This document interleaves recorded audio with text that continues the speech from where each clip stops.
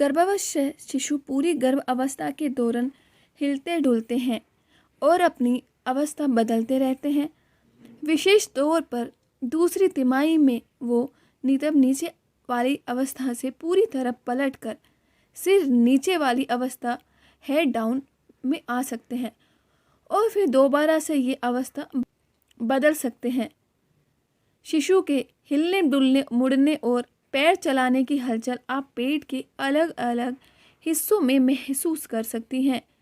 तीसरी तिमाही में आमतौर पर 34 से 36 सप्ताह के बीच अधिकांश शिशु अपने आप घूम जाते हैं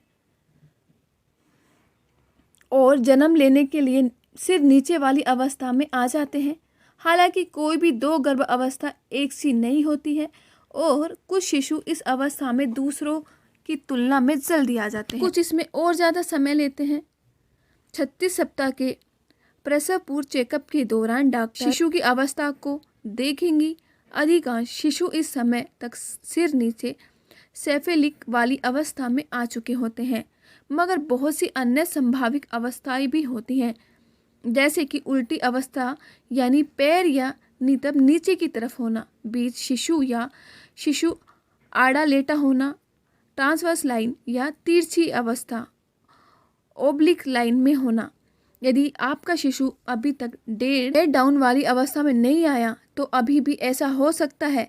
37 सप्ताह की गर्भ अवस्था तक शिशु की अवस्था विशेष महत्व नहीं रखती, मगर आपकी डॉक्टर शायद आपसे बात कर रहे हैं कि शिशु की अवस्था का आपकी डिलीवरी पर क्या असर पड़ सकता है। सिर नीचे की तरफ और शिशु के सिर का पिछला हिस्सा गुद्दी आपके पेट के सामने की तरफ होना नॉर्मल डिलीवरी के लिए सबसे बेहतरीन अवस्था होती है। कुछ डॉक्टर शिशु को सिर नीचे वाली अवस्था में लाने के प्रयास कर सकते हैं। इसके लिए वो आपके पेट पर हाथ रखकर हल्का दबाव बनाते हैं और शिशु की अवस्था पलटने की कोशिश करते हैं। इस प्रक्रिया को अंग्रेजी में एक्सटर्नल सेफेलिक वर्जन ECV कहा जाता है और ये 36 सप्ताह की गर्भ अवस्था के बाद किया जाता है। हालांकि सभी डॉक्टर ECV का प्रयास नहीं करते। जो ऐसा करते हैं वो केवल उन्हीं महिलाओं के साथ करेंगे जिनकी गर्भ अवस्था में कोई जटिलता ना हो और जो पहले भी शिशु को जन्म दे चुकी हो। ऐसा इसलिए क्योंकि ECV उन महिलाओं पर ज़्यादा कारगर होती है जो पहले भी शिशु को जन्म दे चुकी है।